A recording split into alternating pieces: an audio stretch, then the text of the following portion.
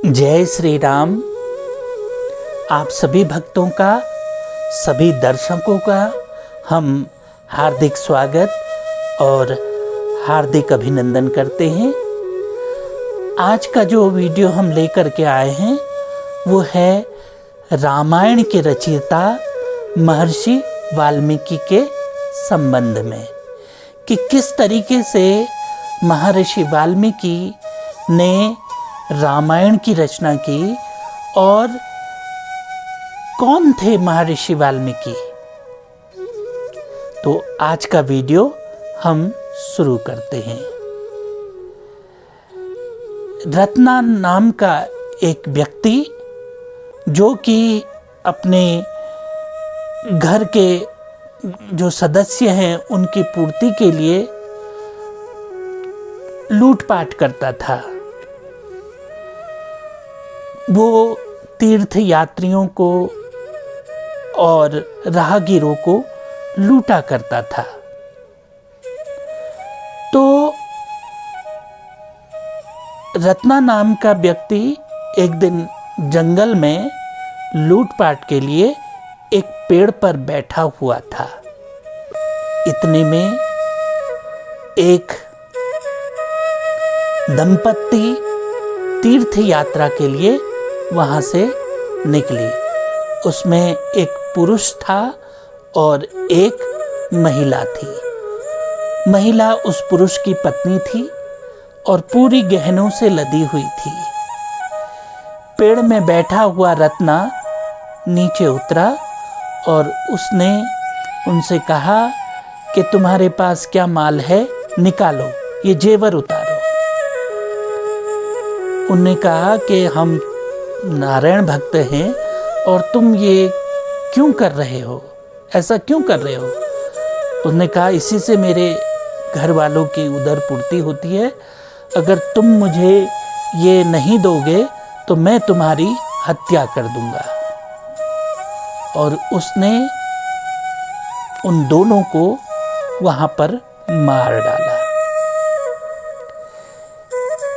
तो फिर उस महिला के उनने गहने उतारे और उतारने के बाद एक पोटली में बांध करके वो अपने घर की तरफ चल दिया और अपनी पत्नी को जोर जोर से पुकारने लगा, दंती दंती दंती। तो दंती बाहर आई, अपने झोपड़े से निकल करके बाहर आई और उसके सास और ससुर भी वहां पर थे।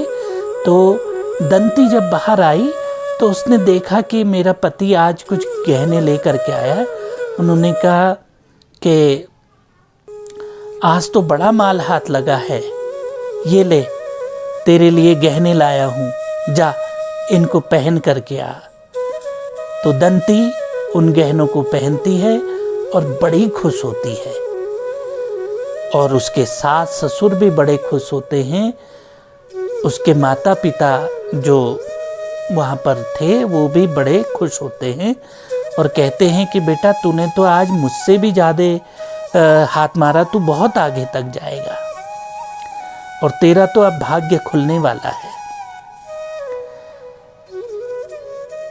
ऐसा जब उसने कहा तो नारद जी ने जब देखा कि ऐसे निर्दोषों की हत्या हो रही है, नारायण भक्तों की ऐसे हत्या हो रही है, तो वो ब्रह्मा जी के पास गए और ब्रह्मा जी के पास जाकर के बोले कि आप कुछ करते क्यों नहीं ब्रह्मा जी। ये रत्ना नाम का जो व्यक्ति है इसने काफ़ी नारायण भक्तों की हत्या कर दी है, काफ़ी लूटमाट मचा रखी है और वो पाप पे पाप करता जा रहा है, आप इसको रोकते क्यों नहीं। ऐसे तो लोगों के ऊपर से भगवान के प्रति विश्वास उठ जाएगा। तो ब्रह्मा जी कहते हैं कि तुम ही उसके पास जाओ और उसको नारायण भक्ति का पाठ पढ़ाओ और जो उसकी आत्मा सोई हुई है उसको जगाओ। तो ब्रह्मा जी से कहते हैं कि मैं जाऊं उसके पास।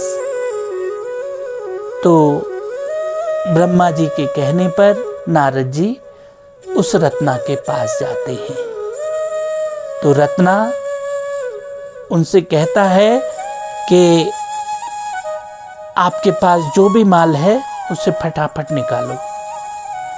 उन्होंने कहा मेरे पास तो नारायण है, नारायण का नाम है, उसके सिवाय मेरे पास कुछ नहीं है। तो रत्ना ने पूछा कि नारायण कौन है?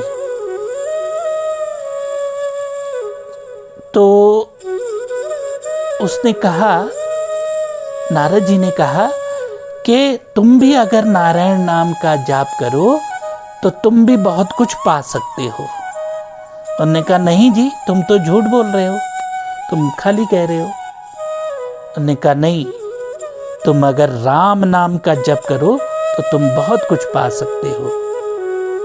तुम ये जो कार्य कर रहे हो, जो पाप कर्म तुम कर रहे हो, क्या तुम्हारे घर वाले तुम्हारे इस पाप में तुम्हें जो दुख प्राप्त होगा इस पाप कर्म को करने से, उस दुख में तुम्हारे घर वाले भी तुम्हें सहयोग देंगे, तुम्हारे साथ खड़े होंगे? उन्होंने कहा हाँ, क्यों नहीं होंगे, मैं उनकी उदर पूर्ति के लिए तो ये कर्म करता हूं।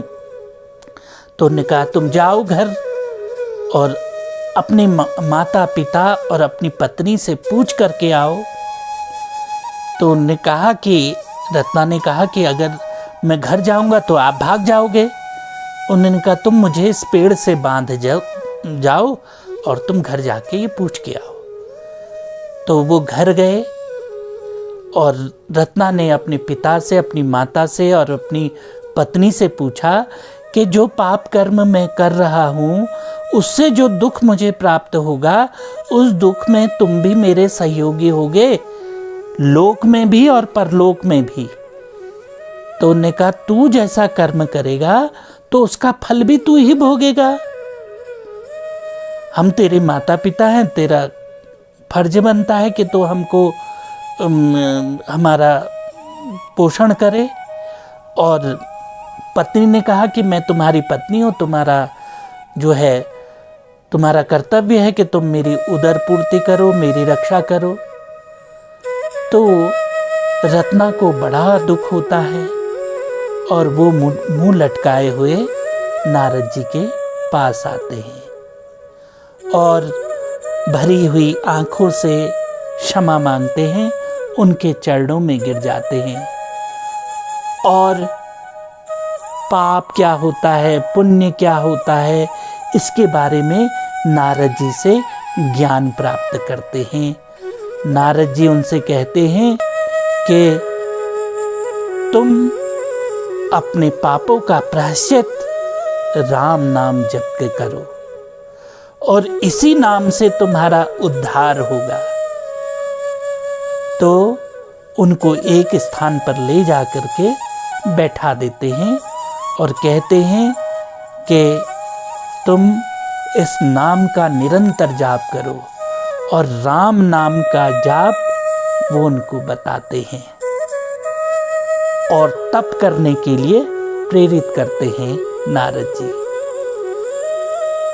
वाल्मीकि रत्ना नाम के जो व्यक्ति हैं वो राम नाम का गुणगान करते हैं, आंखें बंद करके भगवान राम का ध्यान करते हैं और राम राम राम राम राम राम राम राम राम राम का जप करने लगते हैं।